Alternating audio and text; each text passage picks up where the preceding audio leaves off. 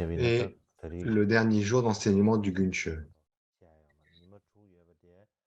Donc au départ, il devait y avoir 6 enseignements, 6 sessions d'enseignement dans le cadre des Gunche. Et comme avant-hier, la session a été annulée, on se retrouve avec 5 sessions.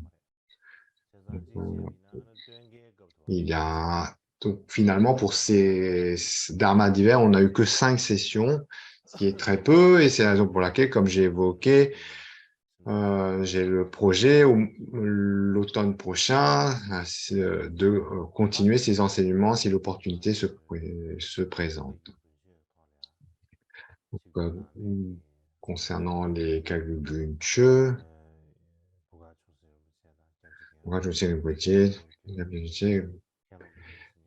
ainsi que tout maître et étudiant rassemblés dans le cadre de ces Gunche, ainsi que tous ceux qui suivent ces enseignements,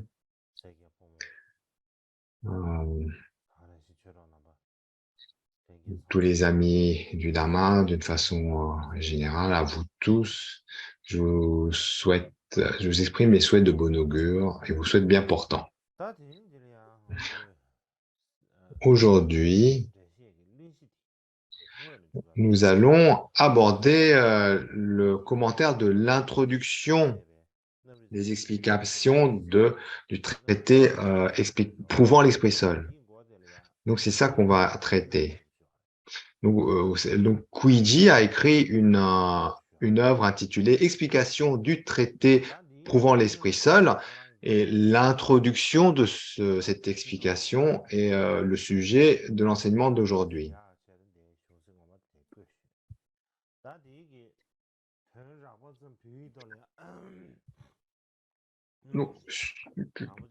Je vais vous présenter le texte en chinois de cette introduction et donner une brève explication en tibétain. Car nous n'avons donc de nos jours, ce texte n'existe qu'en chinois, il n'est pas encore traduit en tibétain. Et tout d'abord, avant de parler de cette introduction même, donc, à propos du maître chinois Tang Shizong, lorsqu'il a entré dans ses travaux de traduction pour traduire les textes sanscrits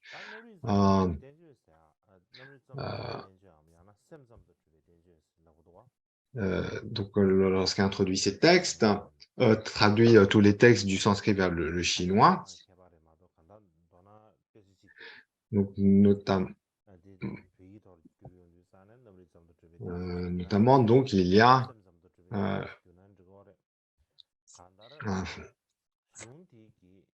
donc parmi les fameux traités, il y a celui qui est intitulé le traité qui prouve l'esprit seul. Et l'œuvre de Kuiji est intitulée Explication du traité prouvant l'esprit seul. Donc déjà, à la base, le traité prouvant l'esprit seul est déjà lui-même un commentaire. Le traité prouve. 세상, 제발 야세기 슝코라야 циклу. 간단 제발 차례. 다디 제시에디 제벤 제발 차례. 제발 디 제발 아주 별게야 양제라고 그러. 양제암. 양은 삼삼 제시스라고 그러. 제가 로빈 퀴지 제시아바딘 제발 디 제발 좀 차례 그래. 얘네 이게 나로라. En termes spécifiques, 랑이기 로변기 총내 토백이 시아바테다 신지를 껴봐로 붙이려 도스 고유에버다 수사도 마 시에버도 붙이려 고유스 다지는 지사데 다지 지사데 전다 도도디 Donc, en tibétain, on a un terme technique pour désigner ce type d'ouvrage qui est un commentaire d'un commentaire. Donc, ici, tout d'abord, dans l'introduction de ce commentaire de commentaire que Kuiji a nommé explication du traité prouvant l'esprit seul, il y a un terme chinois, shu, qui signifie pardon. Donc, il y a un mot tout d'abord qui explique le mot à mot.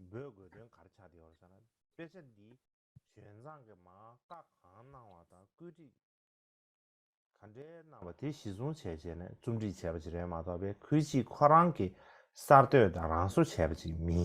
fait, il y a deux mots en chinois, dont l'un signifie que il y a une traduction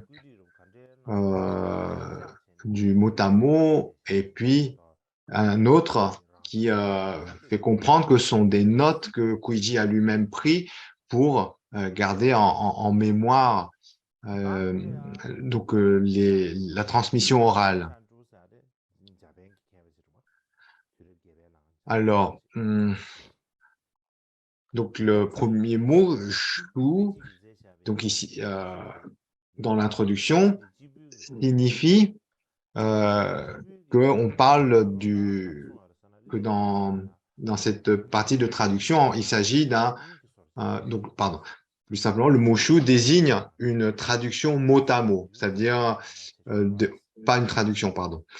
Shu signifie des notes qui expliquent le sens de chaque mot. Et le mot ji est un terme chinois qui fait comprendre qu'il s'agit de notes qui sont prises pour mémoriser les explications qui ont été données oralement.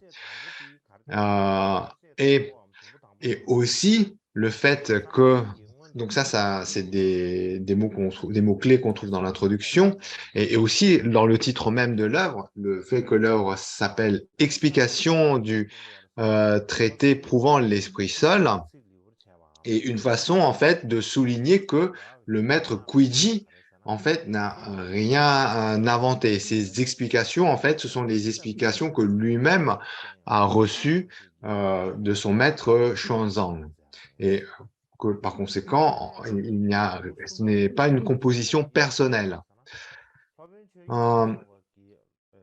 Alors ensuite, pour commenter l'introduction de cette œuvre de Kuiji, l'introduction donc de l'œuvre intitulée Explication du traité prouvant l'esprit seul, on va se référer aux explications du moine japonais Shenju.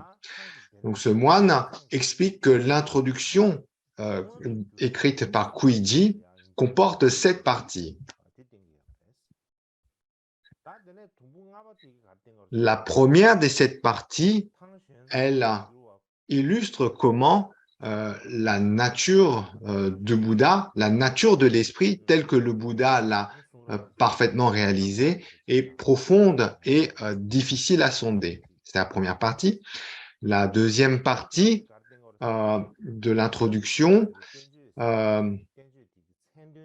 montre que la raison pour laquelle le maître Vasubandhu a composé la trentaine de versets de l'Esprit seul, la raison est que Vasubandhu souhaite expliquer le sens de l'Esprit seul tel qu'il apparaît dans les Écritures mêmes.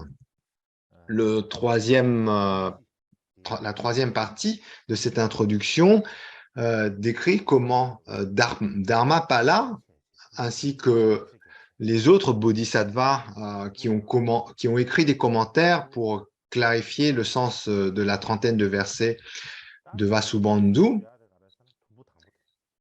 Ensuite, quatrième partie, Kuiji décrit les erreurs qu'il y a dans les traductions en chinois, donc du sanskrit vers le chinois, des traductions qui ont été antérieures à son maître Xuanzang. Dans la cinquième partie, il affirme pourquoi la traduction de son maître Xuanzang est complètement correcte.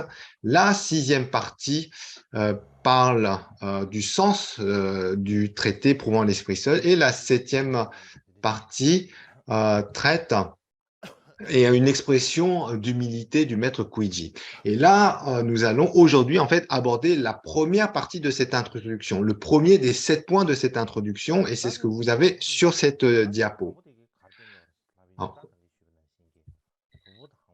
Alors, tout d'abord, cette première partie, comme on vient de le dire, la première partie porte sur la nature de l'esprit telle que le Bouddha l'a parfaitement réalisée. Et cette nature de l'esprit, elle est dit être profonde et difficile à sonder. Donc, c'est tout écrit en chinois. En plus, donc c'est l'extrait original de l'introduction, un extrait de l'introduction. Donc, c'est écrit en chinois, non seulement en chinois, mais en chinois classique. Donc, c'est difficile à lire.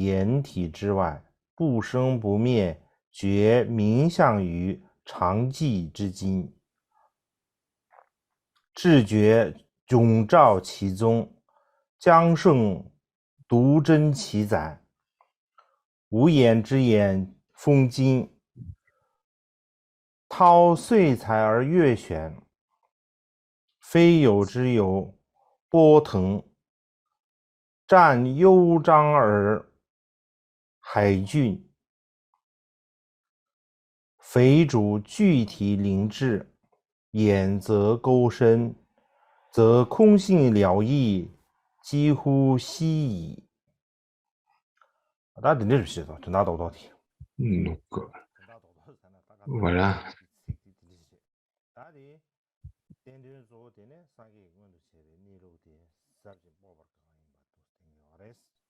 Donc là, je vous ai lu cet extrait en chinois et on va commenter ce passage.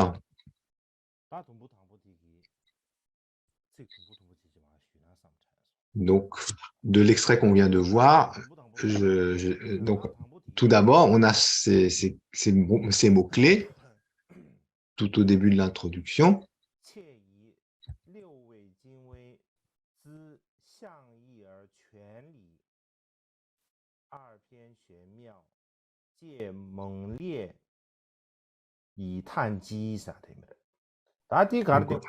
Alors, ces mots-clés qui viennent donc du passage du début de l'introduction qu'on a vu avant. Alors, que signifient ces mots-clés? Alors, pour l'expliquer en langage commun,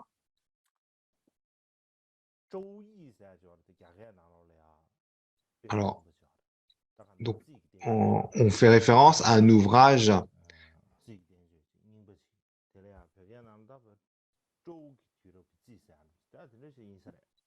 donc, on parle donc d'un ouvrage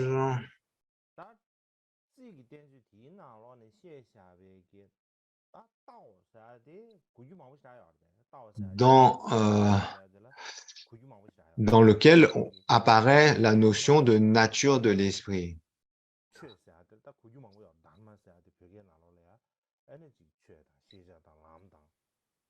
Donc,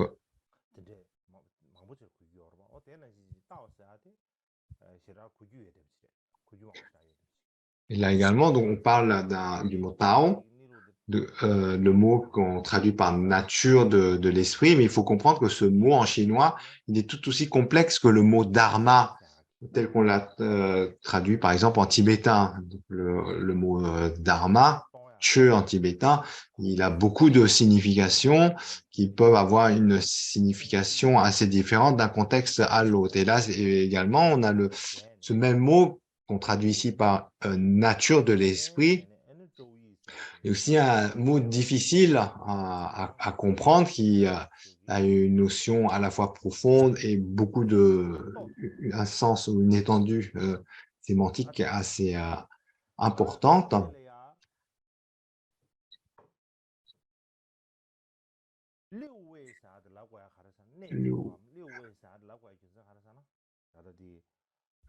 Et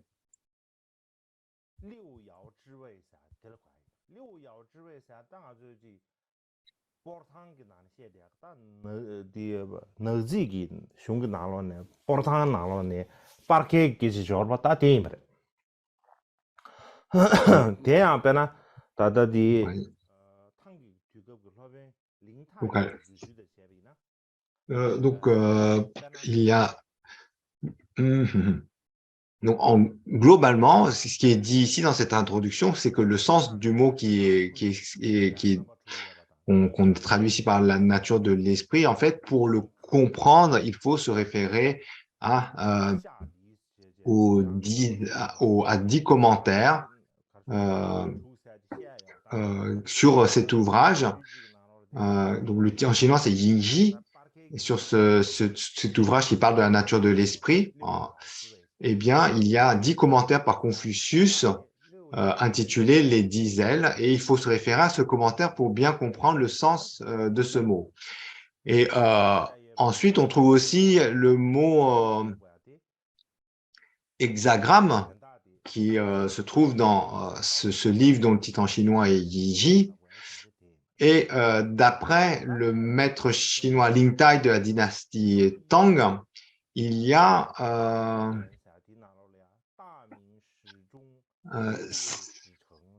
comme six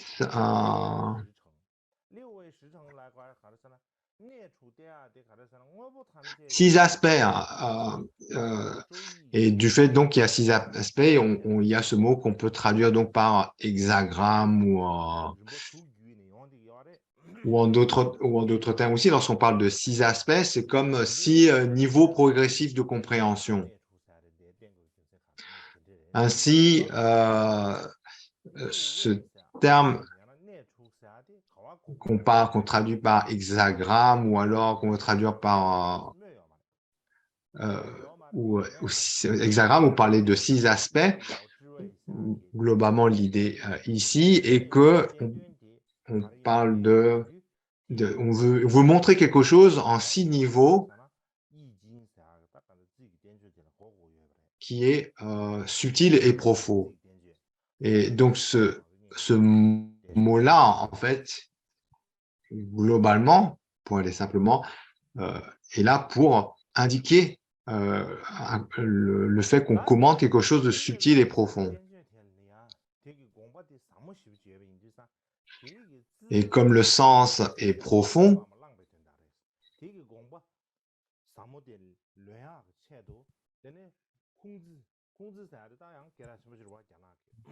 et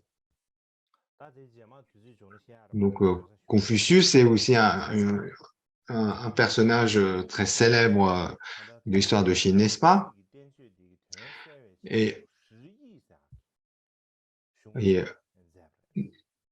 donc, globalement, dans l'introduction de Kuiji, il dit que dans le livre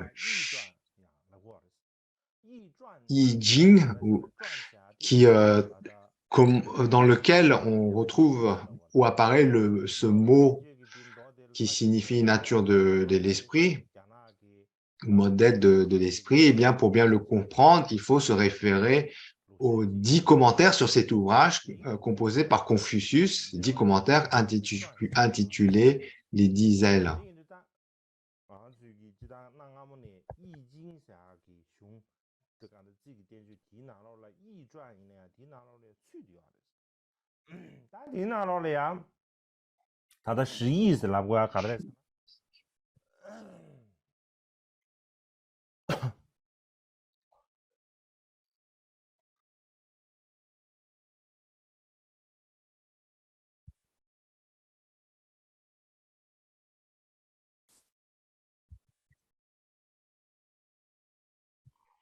다 그러면 공지下边个释义那个到底哪了呀？变了团转下的，相转下的。Et donc là, donc il y a le terme shi qui signifie prendre et qui est là utilisé pour indiquer que Confucius lorsqu'il a composé ces 10 commentaires intitulés les 10 ailes, il l'a fait pour expliquer ce livre dont le titre en chinois est I Ching.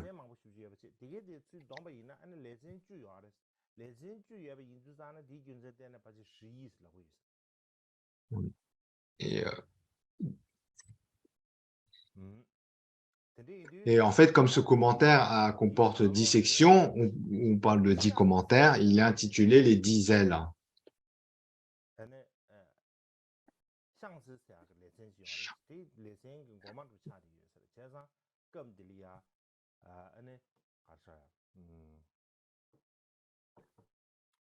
Alors,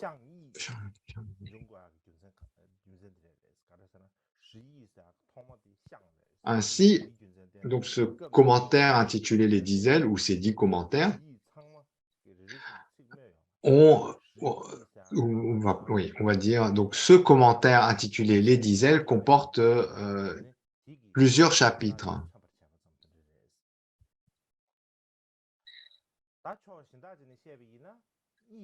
Et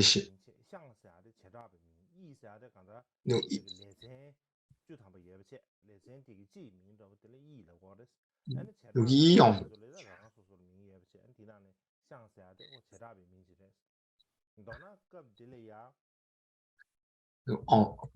donc là, en fait, donc le terme Shang Yi, en fait, donc est indiqué. Donc, en fait, ici, on parle d'une œuvre de Confucius. On n'est pas, on n'est pas sûr si l'œuvre est vraiment de lui-même. Oui, il a, simplement le compilateur de ces commentaires. On ne sait pas trop, mais en bref, donc cette œuvre attribuée à Confucius, intitulée les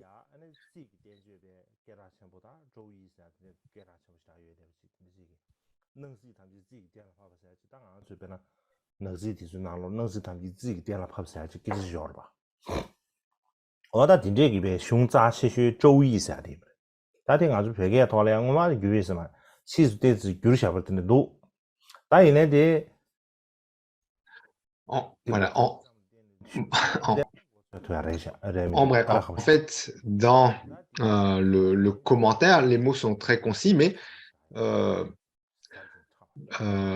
en bref, en fait, ce que l'on doit comprendre dans ces mots de chinois classique, ces deux mots dans l'introduction, est que le terme qui signifie nature de l'esprit dans l'œuvre Shiji, eh bien, pour le comprendre, on doit se référer à l'œuvre qui s'intitule les 10 ailes, œuvre qui est, et le caractère Yi, en fait, doit être compris comme signifiant Confucius.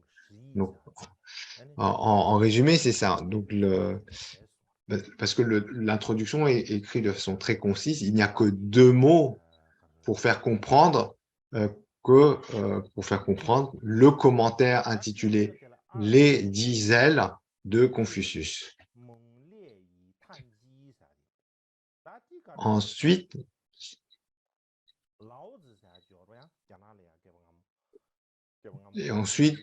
il y a un autre.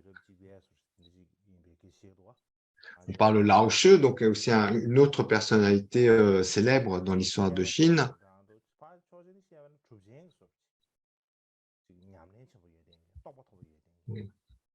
D'un maître qui avait donc un sage, Lao She, un sage qui donc avait connu pour sa réalisation, son chemin spirituel.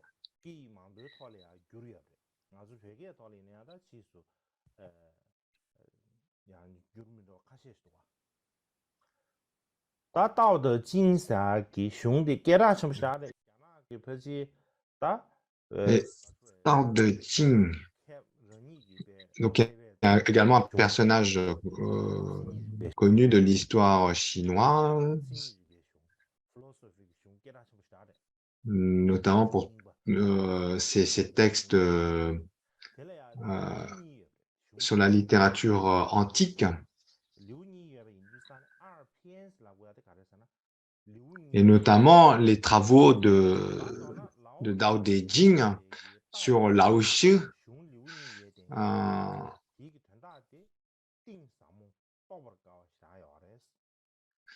souligne également le fait que la nature de l'esprit est profonde et difficile à comprendre, à sonder.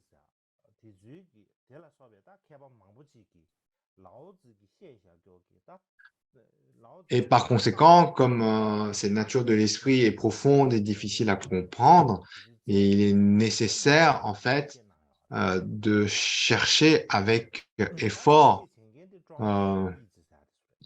pour en saisir le sens. Il y a une recherche, un chemin intérieur à accomplir pour toucher au sens que par les mots on exprime par profond et difficile à sonder.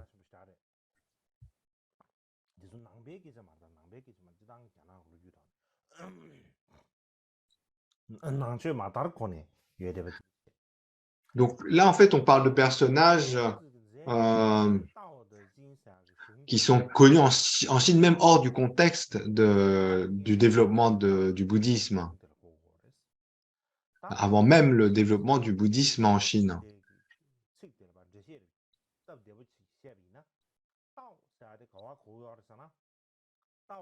Tao.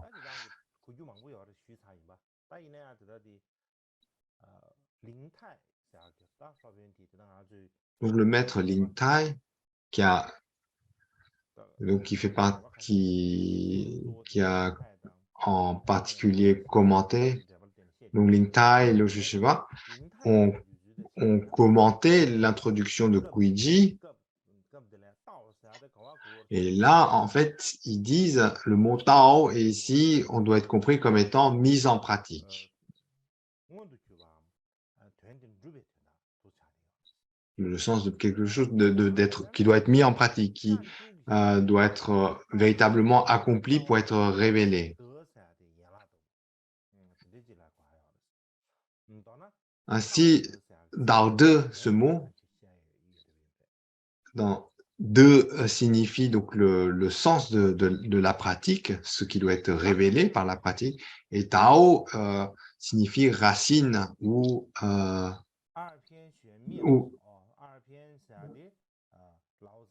non, Tao, oui, pardon, Dao 2 a soit le sens de, donc Dao signifie pratique et de ce qui est révélé par cette pratique, ou alors une autre façon de commenter cela est de traduire Dao par racine et de par branche. En bref, donc cette expression Dao 2 peut être expliquée comme ayant un sens très profond.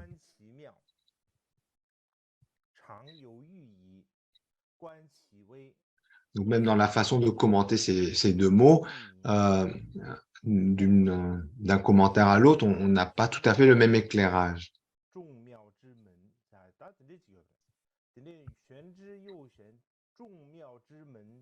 Et là, sur la diapo, cette expression-là,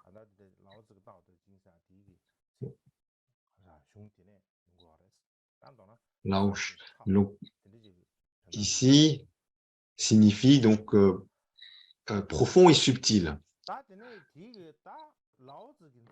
Et dans la première partie de l'œuvre de Lao Shi, Lao Shi, c'est un personnage qui est connu en dehors même du contexte bouddhique. Historiquement, c'est un personnage clé dans l'histoire de la Chine, qui est connu dans le monde entier, à tous ceux qui s'intéressent à la culture chinoise.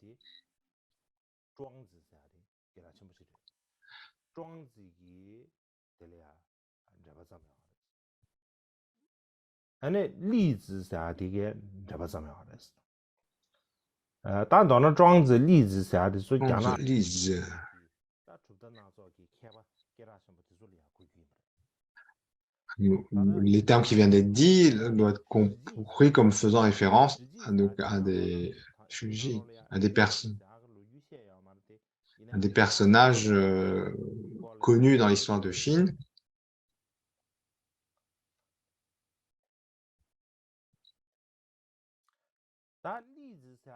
Lizi.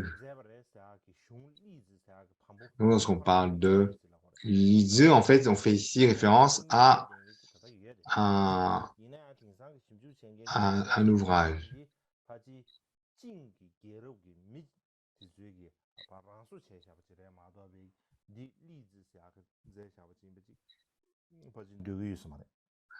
Et d'après ce que les experts actuels, au travers de leurs recherches, pensent, c'est que donc cet ouvrage, Lizi,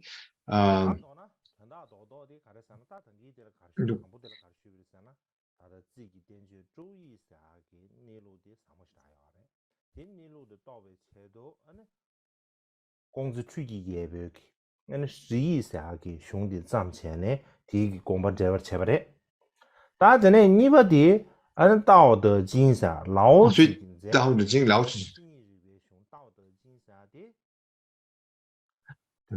Donc, en résumé, donc, les recherches d'après les chercheurs actuels, donc en fait, on essaie d'identifier quel est donc ce livre en chinois dans lequel Yiji, donc on n'a pas traduit, mais en chinois Yiji, qui contient donc cette expression de la nature de l'esprit, dont il y a un commentaire intitulé Les 10 ailes de Confucius. Donc en fait, ce sont ces ouvrages sur lesquels il y a des recherches pour identifier de quoi il s'agit.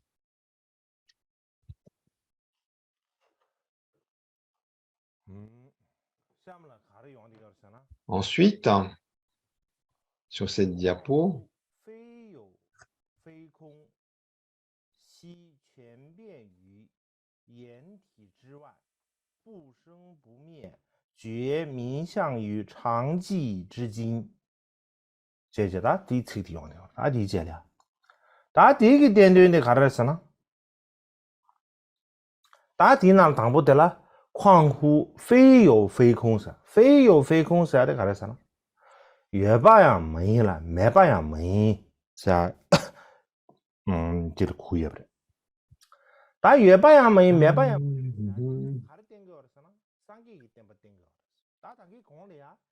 ensuite, il y a une expression où cela n'est ni existant ni inexistant. Et là, en fait, cette expression, elle identifie clairement les enseignements du Bouddha.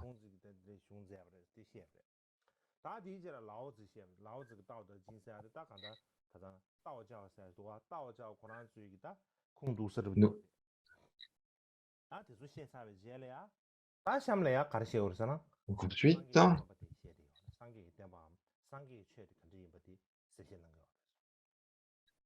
ainsi, donc tout d'abord, il y a une évocation de la nature de l'esprit, donc avec les termes tels qu'on trouve dans ces ouvrages clés, donc avant l'épanouissement du Dharma, et puis lorsque vient l'expression non existant ni non existant, et là, eh bien, cette expression-là est clairement utilisée pour identifier les enseignements du Bouddha. Et d'une façon générale, aussi bien dans le véhicule fondamental que dans le grand véhicule, les deux utilisent l'expression non existant ni non existant. Ce n'est pas quelque chose qui est particulier au grand véhicule, au Mahayana. Mais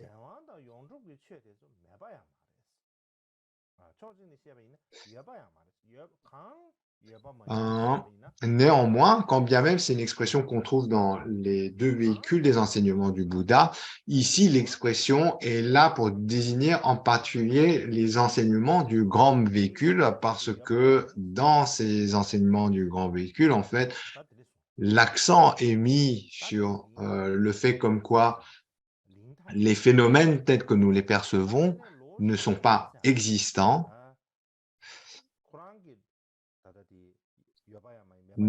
Néanmoins, quand bien même ce que nous percevons n'est pas existant, au niveau de la réalité absolue, la réalité absolue où ne peut pas être désignée comme non existant.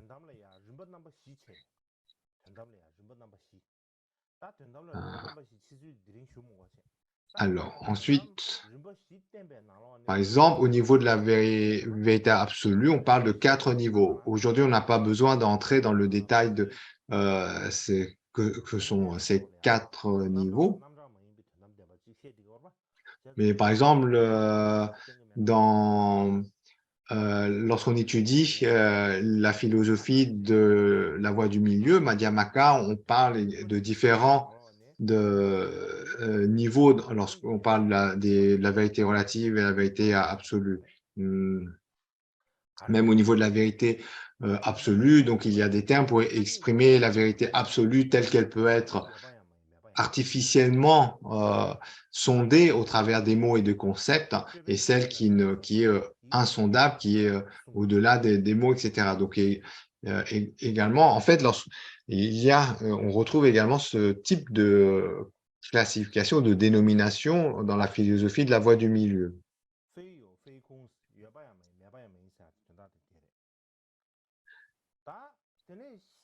Ensuite, donc, Feikong, le mot que vous avez entendu, il signifie non existant ni non existant.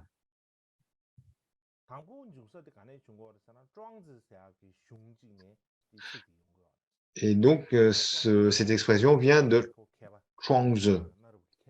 Donc, c'est un des...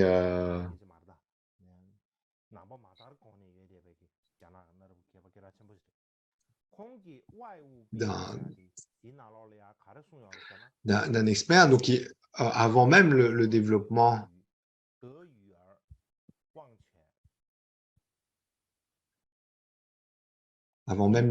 du bouddhisme en Chine,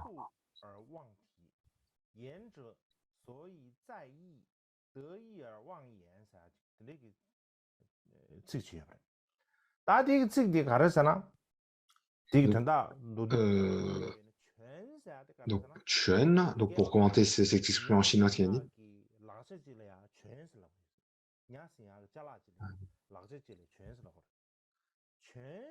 Chen, donc dit une...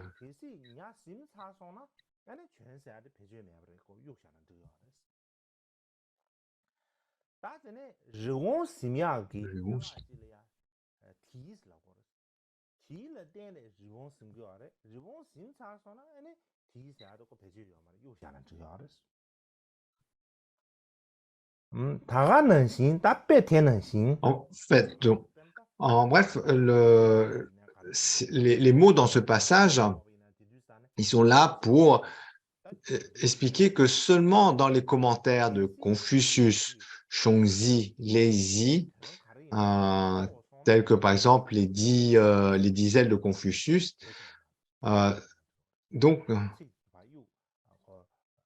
sont des commentaires qui nous permettent d'aborder le sens des mots, notamment le mot exprimant la nature de l'esprit, qu'on trouve dans le livre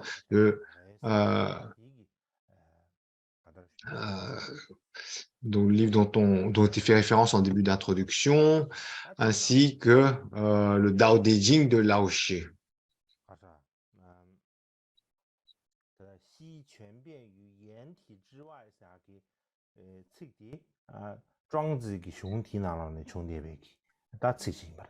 Ensuite, donc l'accent est mis sur les enseignements du Bouddha, donc puisque en fait il y a déjà ces ouvrages aussi profonds sur la nature de l'esprit avant. Donc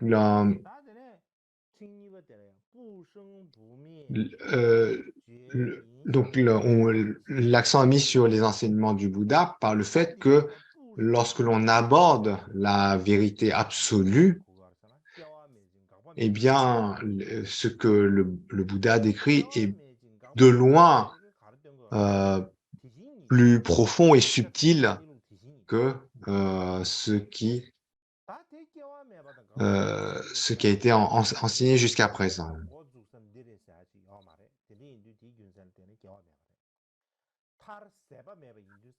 Et par conséquent, au regard de la profondeur profondeur et subtilité des sujets abordés, il est inutile de souligner que pour accéder à la compréhension de ces phénomènes, de ces dharmas, il nous est nécessaire à nous être ordinaires de nous appuyer sur les commentaires et explications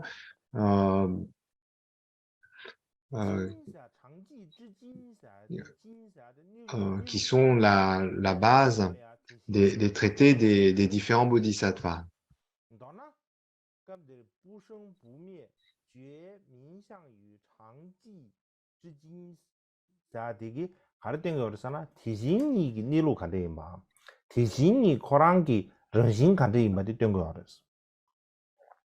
Et donc ici, comment la nature de l'esprit est révélée par les enseignements du Bouddha. Donc là, tel est le sujet, et c'est un sujet qui est incroyablement profond et subtil.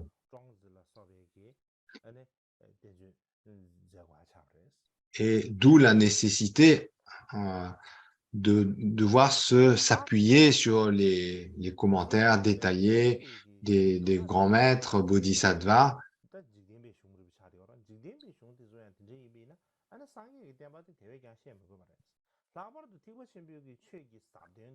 Voilà, même si même pour on va dire des traités mondains sur la nature de l'esprit, le sens nécessite des commentaires, comme le Yiji nécessitant les commentaires intitulés les diesels, etc. Donc, à partir du moment où on aborde des thèmes profonds, même au niveau mondain, il est nécessaire d'avoir de nombreux commentaires pour pouvoir accéder à la pensée de ces grands êtres. Eh bien, il n'est pas besoin de souligner cela lorsque l'on traite des enseignements du Bouddha, puisque le Bouddha, en fait, révèle quelque chose qui est encore bien plus profond, plus subtil et insondable. Et par conséquent, s'il n'y avait pas tous ces commentaires des grands maîtres bodhisattvas, eh bien, pour nous, c'est comme si, en fait, dans notre monde, les enseignements sur le sens ultime, sur le sens définitif, en fait, disparaissaient complètement.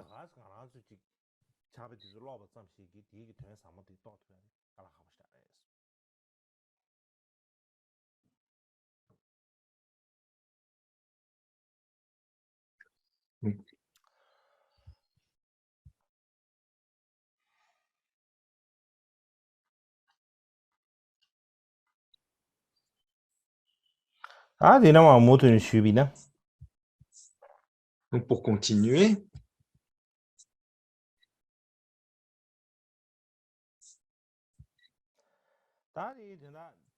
ici, sur cette diapo,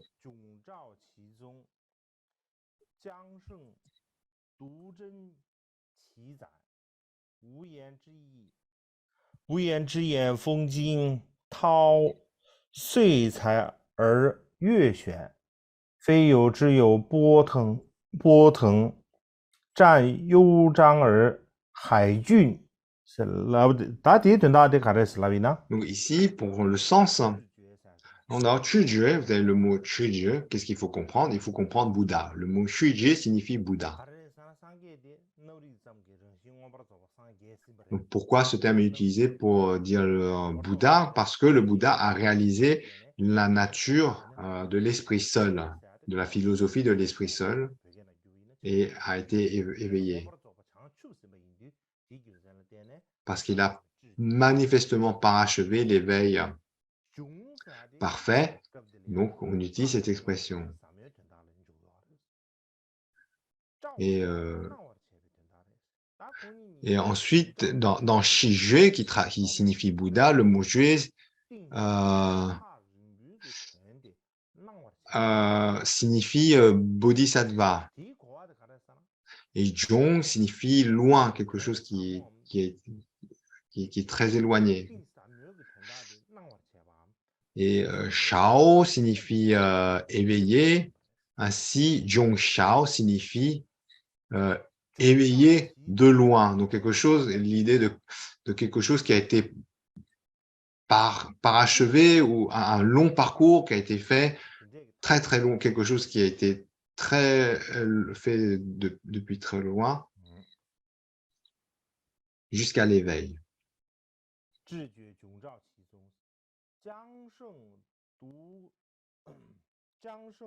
Donc une façon de comprendre cette expression est que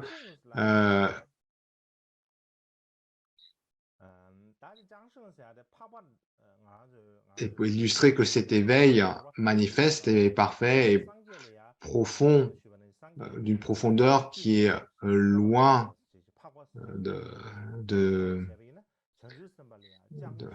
nos perceptions ordinaires.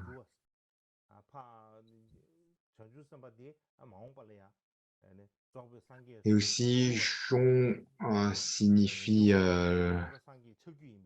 le fait de vouer un culte.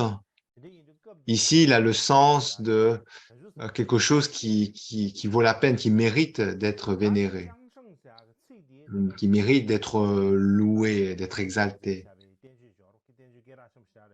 Et donc, cela désigne le dharma, les saints enseignements qui sont dignes d'être loués.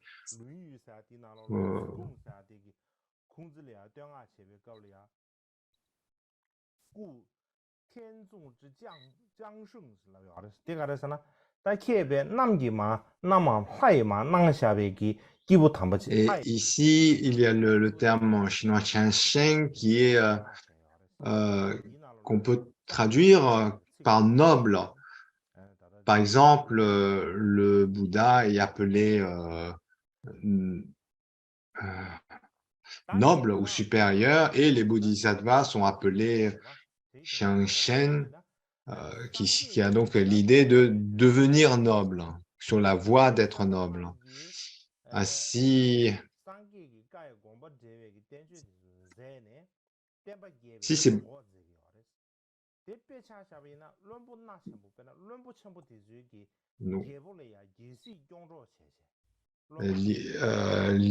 donc ici, cette expression est utilisée pour illustrer notamment ces fameux bodhisattvas que sont les maîtres qui ont commenté directement les saintes écritures, les paroles du Bouddha et l'image qui est utilisée. Donc c'est comme le roi pour représenter le Bouddha et les ministres qui sont là un peu pour exécuter ou écrire, par exemple, l'ordre. Vous savez, le roi établit les lois et les ministres, eux, ont la charge de mettre ça par écrit et de mettre ça en application. Et donc, de la même façon que cette image ici, donc le Bouddha est comparé au roi qui expose le sens ultime, le sens profond, et puis les grands bodhisattvas qui, de ces enseignements, font des commentaires pour que l'enseignement soit accessible à nous.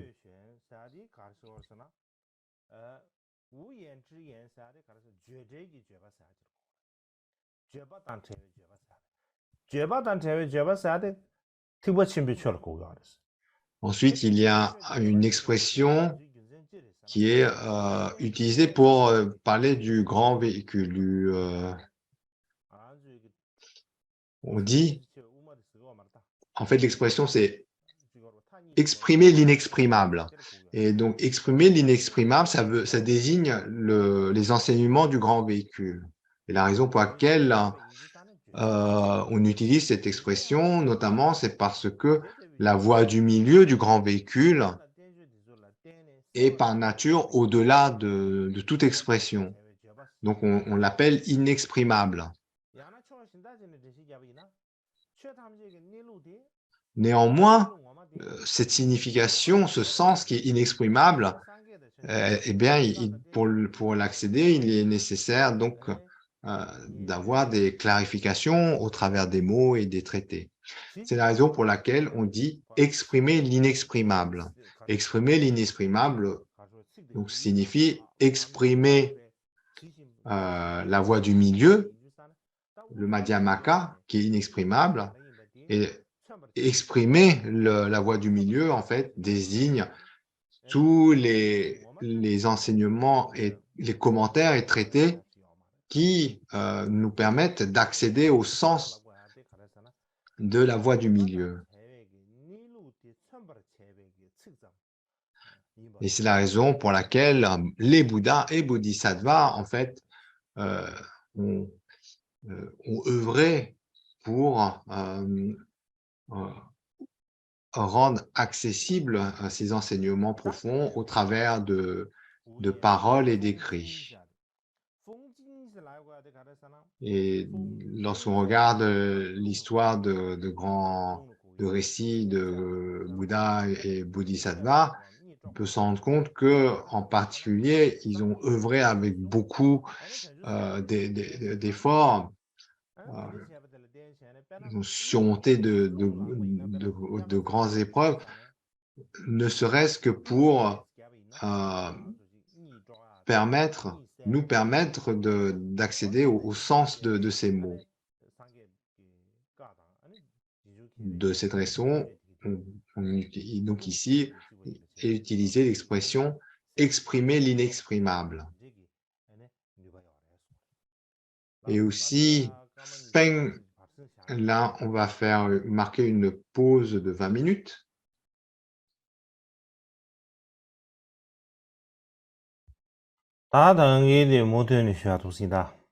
Nous allons continuer.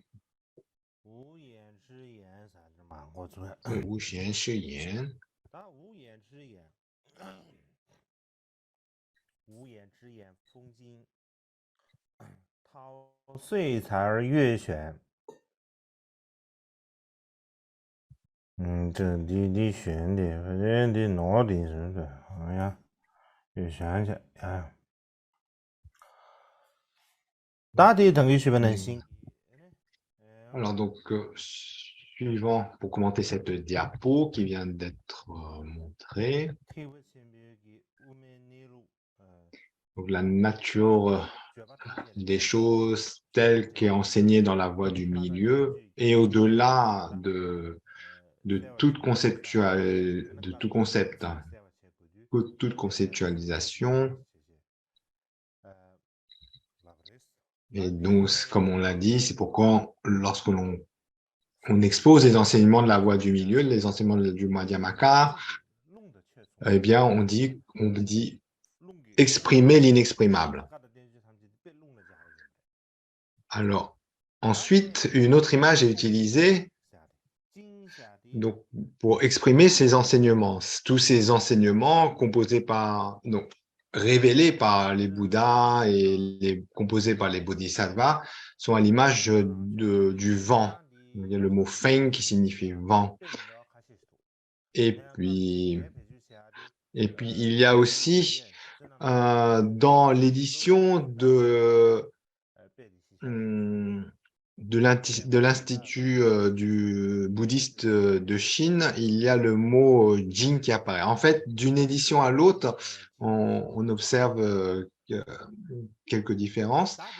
Et dans cette édition de l'Institut bouddhiste de Chine, il y a le mot Jing qui apparaît et ce mot, en fait, donc, nous permet de comprendre que les Bouddhas enseignent le Dharma, les Bodhisattvas écrivent des traités, des commentaires, et à l'image du vent qui réveille les gens de leur sommeil,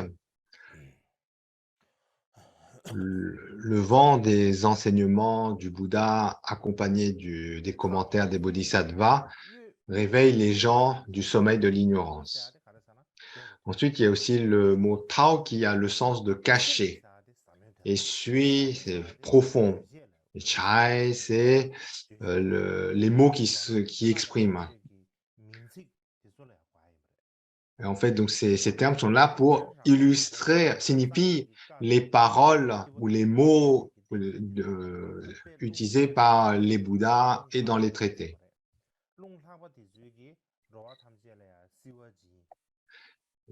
Ainsi, donc toutes ces expressions, toutes ces paroles du Bouddha, ainsi que tous les commentaires faits par les bodhisattvas, tout ça sont à l'image du vent qui, à la fois par sa fraîcheur, apaise tous les êtres de la souffrance et les réveille aussi de leur sommeil de l'ignorance.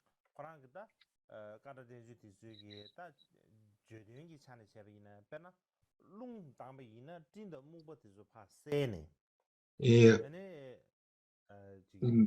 également, cette image du vent pour illustrer les enseignements du Bouddha et les commentaires faits par les bodhisattvas est utilisée parce que le vent a la qualité de dissiper les nuages et le brouillard. Et de la même façon, suivant cette image, les paroles du Bouddha et les enseignements et les commentaires des bodhisattvas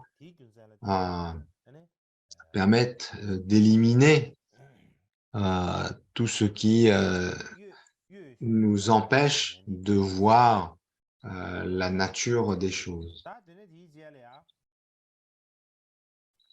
Ainsi, de la même façon que le vent dissipe les nuages et le brouillard de sorte qu'on parvient ensuite à voir les astres lumineux dans le ciel. De la même façon, les enseignements du Bouddha et les traités nous permettent de comprendre la nature profonde en dissipant tous les nuages ou brouillards de l'ignorance qui cachaient ce sens profond du Dharma. Et aussi, pour revenir à cette expression non existant ni non existant, cette expression en elle-même nous enseigne les deux vérités. Tous les phénomènes que nous percevons, en réalité, n'ont pas de nature propre. La façon dont les choses telles que nous, êtres ordinaires, voyons, ces choses n'existent pas. Néanmoins, toutes ces choses n'existent pas comme n'existe pas, par exemple, la corne du lapin ou la fleur qui pousse dans le ciel. Ce sont des images métaphoriques en philosophie bouddhiste pour parler de choses qui n'existent absolument pas. La corne du lapin ou la fleur qui pousse dans le ciel. Et donc ici, c'est pas comme ça qu'il faut comprendre. Si on dit que les phénomènes que l'on perçoit sont en fait inexistants, ils sont inexistants dans le sens où ils n'ont pas de nature propre, mais lorsqu'on recherche la nature des choses, ils ne sont pas inexistants comme sont complètement inexistants les notions de fleurs qui poussent dans le ciel ou de cornes du lapin.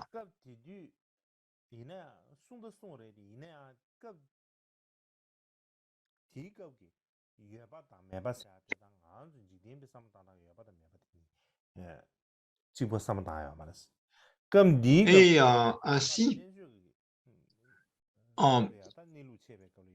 d'une façon générale, lorsque nous, on utilise les termes de existant ou non existant, on tombe fatalement en utilisant ces expressions, soit dans l'extrême qui croit en l'existence des choses comme étant réelles, ou dans l'extrême opposé qui est le nihilisme, qui constitue à nier toute réalité aux choses. Et par conséquent, quand bien même dans les enseignements du Bouddha, on retrouve les mots de existence et de vide ou de vacuité, ces mots, en fait, doivent être compris dans le contexte de existant, non existant, ou alors non existant, mais non existant.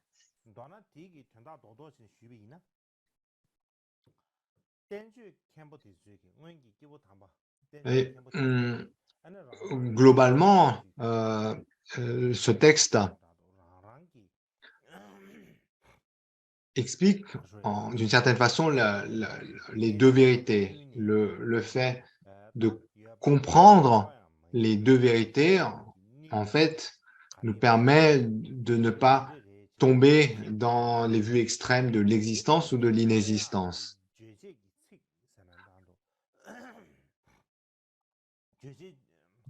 Donc là, dans le texte chinois, donc il y a un terme chinois qui souligne ce sens de devoir s'appuyer sur les deux vérités. Et puis, il y a aussi un autre qui signifie profond pour illustrer. Donc, lorsqu'on parle de profondeur, l'image utilisée est ici, par exemple, l'océan. On parle de la nature des choses comme étant semblable à l'océan, très profond. Et,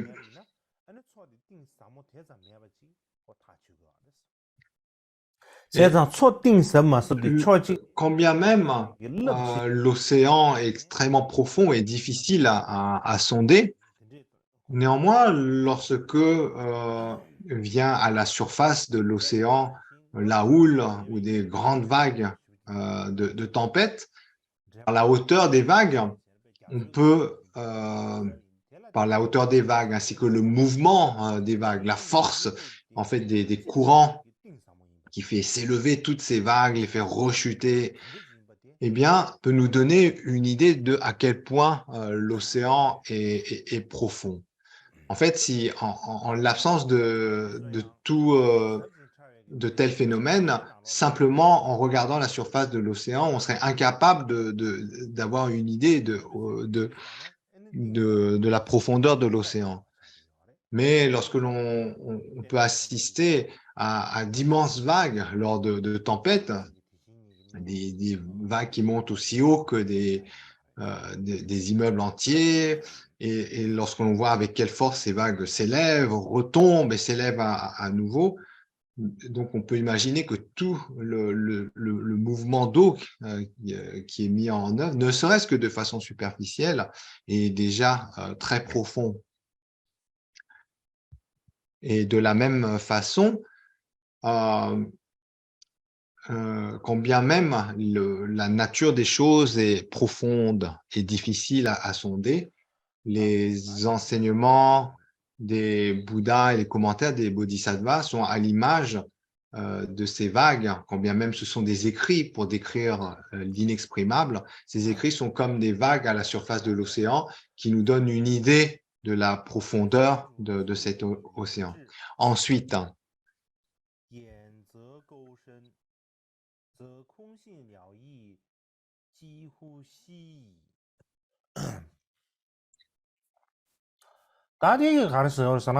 donc ici, de quoi il s'agit? Fei signifie, donc c'est un sens de négation, c'est le non-existence, de ne pas être. Et donc, il y a deux sens. L'un qui est le sens de rencontrer,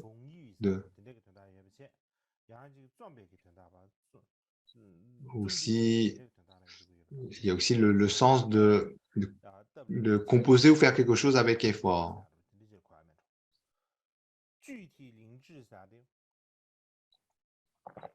Ensuite, Chugijingchu. Là, c'est un terme qu'on doit un peu plus abondamment décrire. Donc, c'est un terme tout d'abord qu'on peut comprendre comme signifiant Bouddha. Donc, il y a beaucoup de commentaires différents. Donc, on doit comprendre ce terme et cette expression comme étant Bouddha, car il a, par rapport à ses qualités intrinsèques.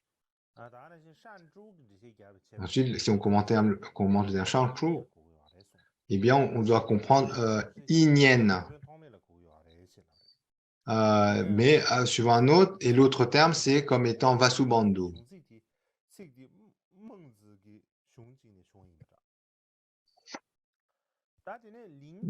Ainsi, et Lingchu, on doit comprendre comme signifiant Bodhisattva.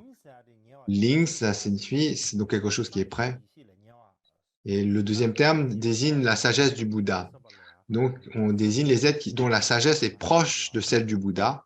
Et cette expression est utilisée pour parler des bodhisattvas.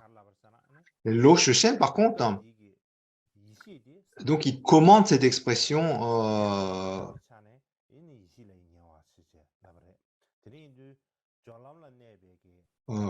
il commente un peu autrement en disant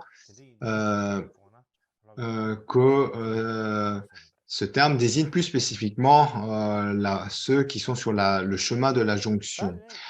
En fait, donc suivant le commentaire, l'expression peut signifier soit Bouddha et Bodhisattva, mais d'après Luo Xingzang, cette expression ne désigne pas Bouddha et Bodhisattva, mais Asanga et Vasubandhu.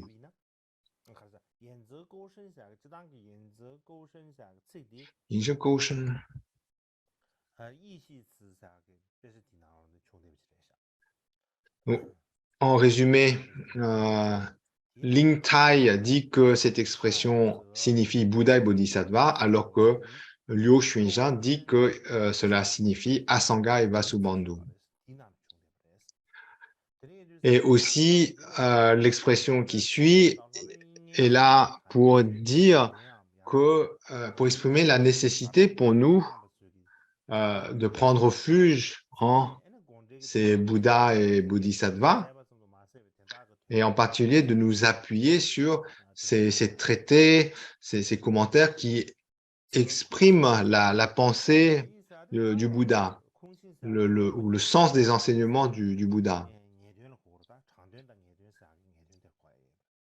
Et notamment lorsque le Bouddha parle de la vacuité, donc ces enseignements-là, elles pointent la nature des choses. On n'est pas au niveau de la vérité relative, mais au niveau de la vérité absolue, la vérité ultime. Et l'expression dans ce texte est là pour insister ou souligner l'importance pour nous de nous appuyer sur ces grands êtres.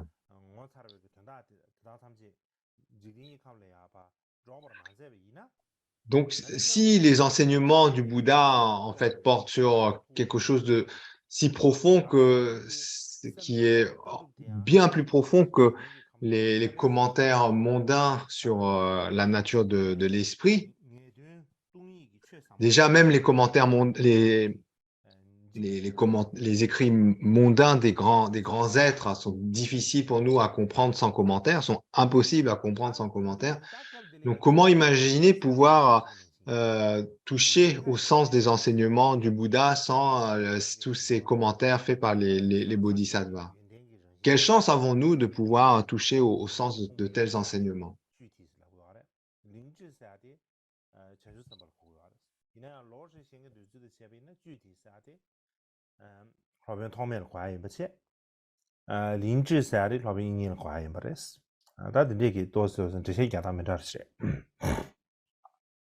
Et dans les grandes lignes, la signification est ici, en fait, ce qui est dit ici et l'importance que nous devons faire preuve, que nous devons comprendre, de prendre refuge et de nous appuyer sur ces grands êtres. Ensuite, dans le détail, comme on vient de le dire, il y a dans un des commentaires, l'expression signifie Bouddha et Bodhisattva, alors que dans l'autre commentaire, on dit que l'expression signifie Asanga et Vasubandhu.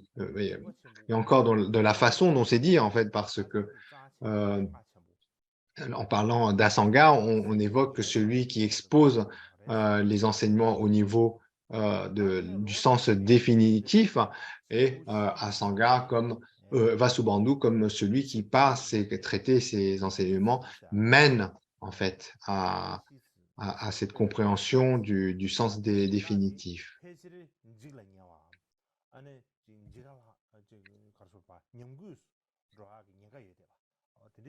Peu importe. Donc, si on reste dans les grandes lignes, même si ces deux commentaires diffèrent, dans les grandes lignes, on souligne l'introduction de Kuiji souligne l'importance de prendre refuge en les Bouddhas et Bodhisattvas, de s'appuyer sur leurs enseignements, les commentaires détaillés qui ont été mis en place, tout simplement parce que en l'absence de cela, tous les enseignements qui portent sur le sens profond, qui est le sens ultime, sont comme un point de déclin, un point de disparition de notre monde.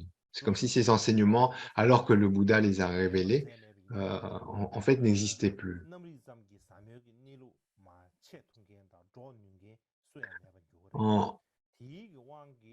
En particulier, donc, pour continuer à expliquer les autres termes, donc il y a un terme que l'on comprend comme signifiant la voie du milieu du Mahayana. En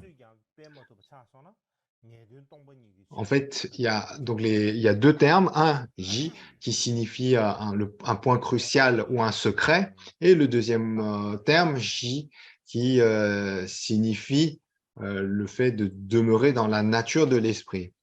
Et donc là, ces deux termes ont également des connotations, si bien que l'expression globale fait référence à la voie du milieu du grand véhicule, avec notamment lorsqu'on parle de point crucial ou de point secret, la référence aux idées de l'esprit seul. Non, pardon.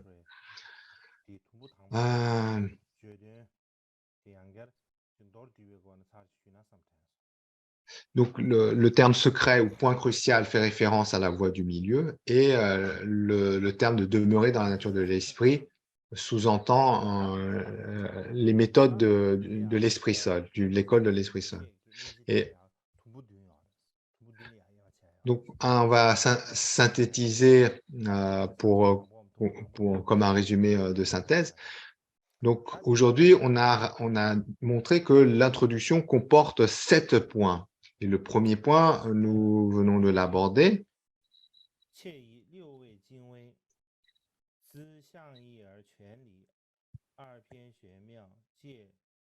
En fait,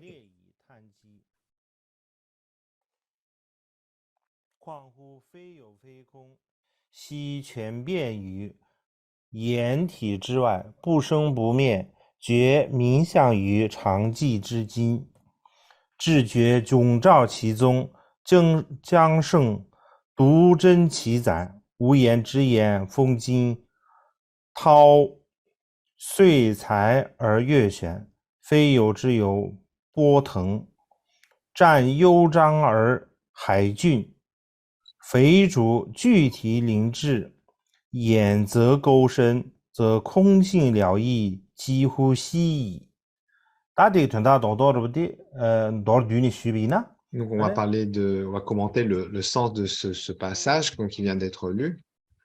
Mais donc, juste auparavant, pour terminer, alors, pour résumer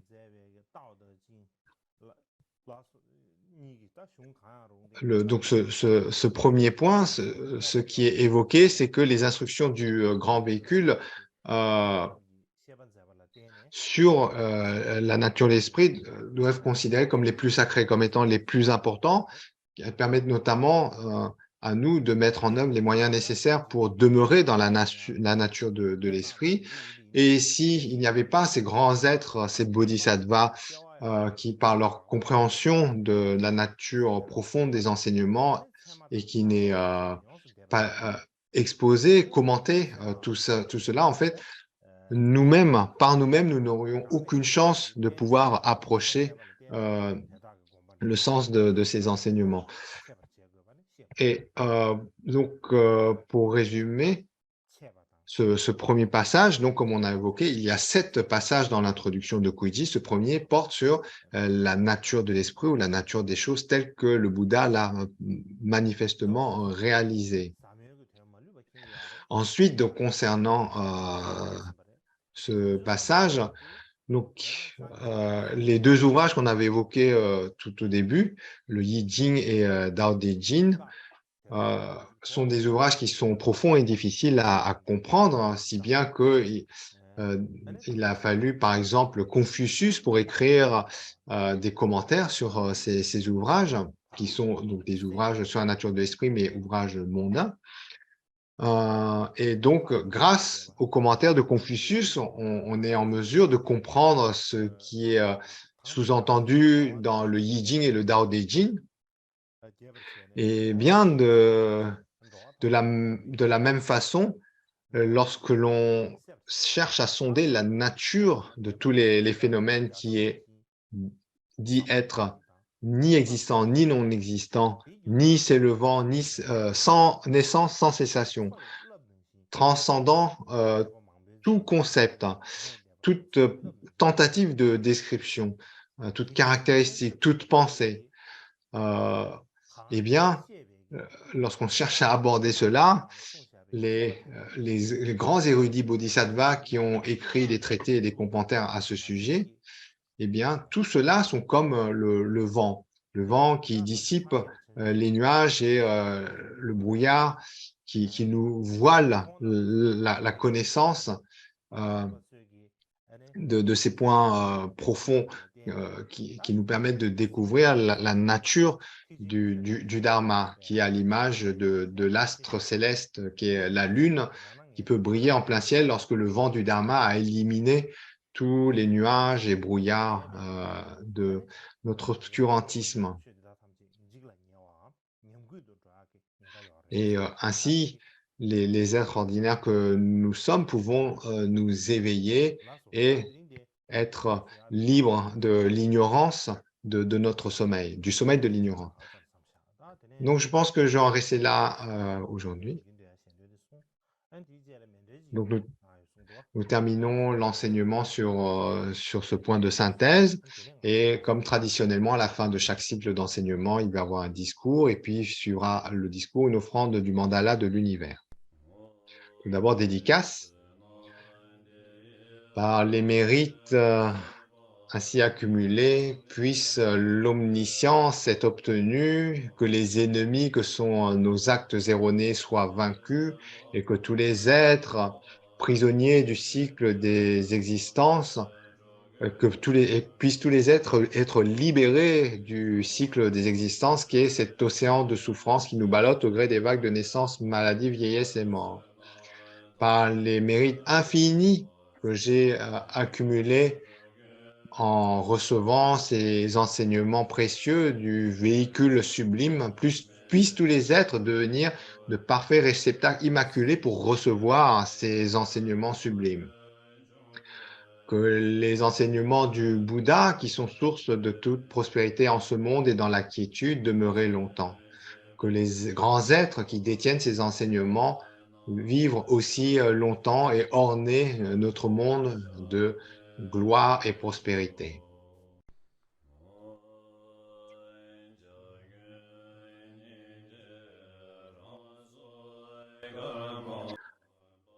Personnification de la compassion de tous les Bouddhas, Karmapa. union de l'activité de tous les Bouddhas, Karmapa. Régent consacré par tous les Bouddhas, Karmapa. Ogyen Jujul Chinle. Veuillez demeurer longtemps. Compassion, personnification de la compassion de tous les Bouddhas, Karmapa. Activité condensée de tous les Bouddhas, Karmapa. Régent consacré par tous les Bouddhas, Karmapa. Ogyen Drudul Chinle. Puissiez-vous demeurer longtemps. Veuillez demeurer longtemps. Personnification de la compassion de tous les Bouddhas, Karmapa. Union de l'activité de tous les Bouddhas, Karmapa. Régent consacré par tous les Bouddhas, Karmapa. Ogyen Drudul Chinle. Veuillez demeurer longtemps.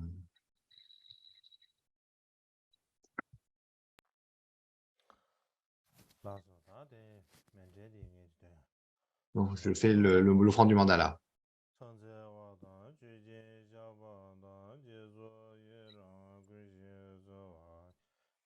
Donc, là, c'est l'expression condensée de la prière à 7 branches. Offrande, prière de prosternation, des offrandes, de reconnaissance des erreurs, de la réjouissance des vertus d'autrui, requête.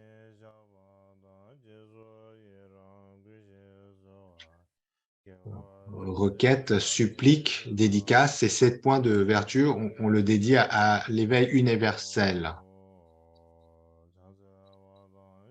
Donc, cette courte prière à 7 branches est répétée.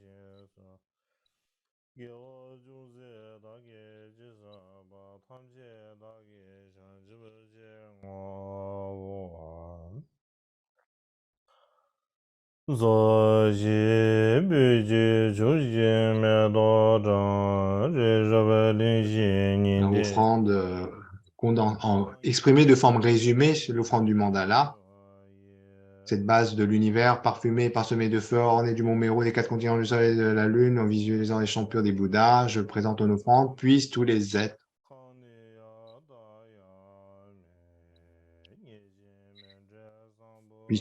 jouer des chants purs, parfaitement. Que par ces offrandes,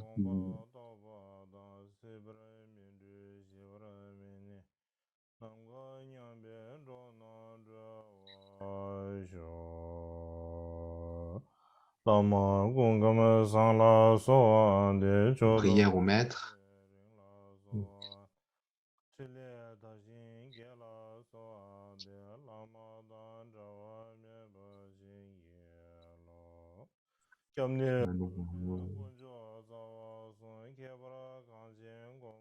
bien sûr une autre prière qu'on trouve notamment à la fin du texte de Tara.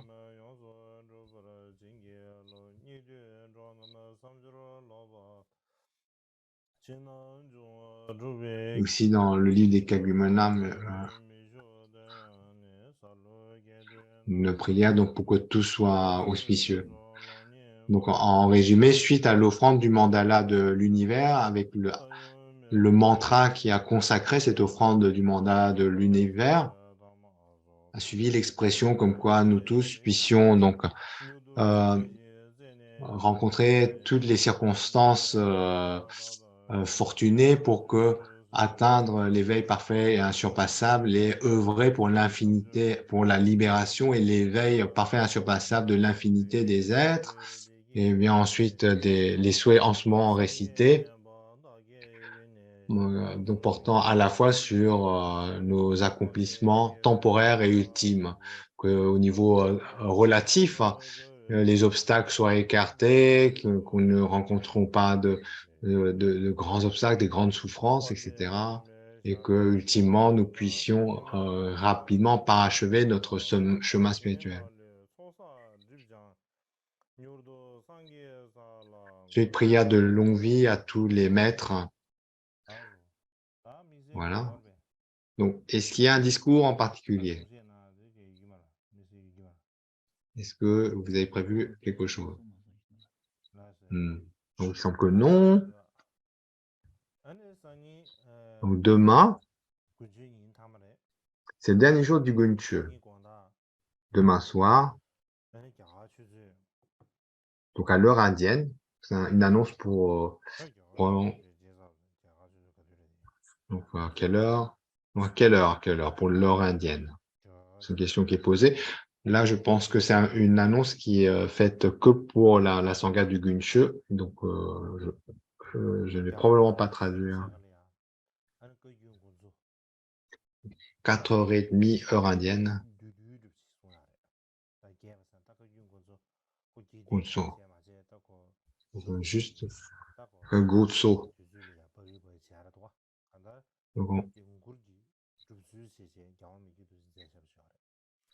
Donc, le Kagugonsho du Karmapa Mikyo Doje, je vais dire quelques mots.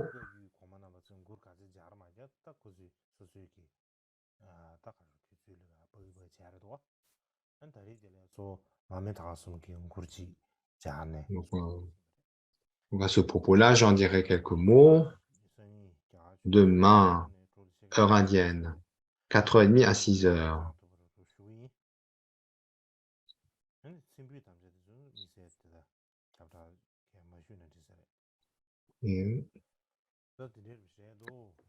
Donc, voilà, probablement donc ça sera juste une intervention,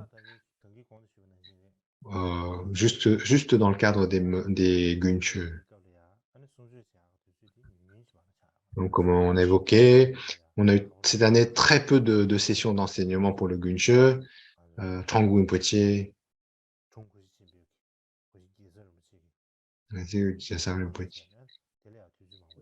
eux ont eu un programme extensif de grandes charges de transmission à faire. Et de ce fait, donc le cycle d'enseignement a vu le nombre de sessions réduit. Et comme j'ai évoqué, eh bien, si l'opportunité se présente cet automne, on continuera ce cycle d'enseignement. Et quoi qu'il en soit, on continuera.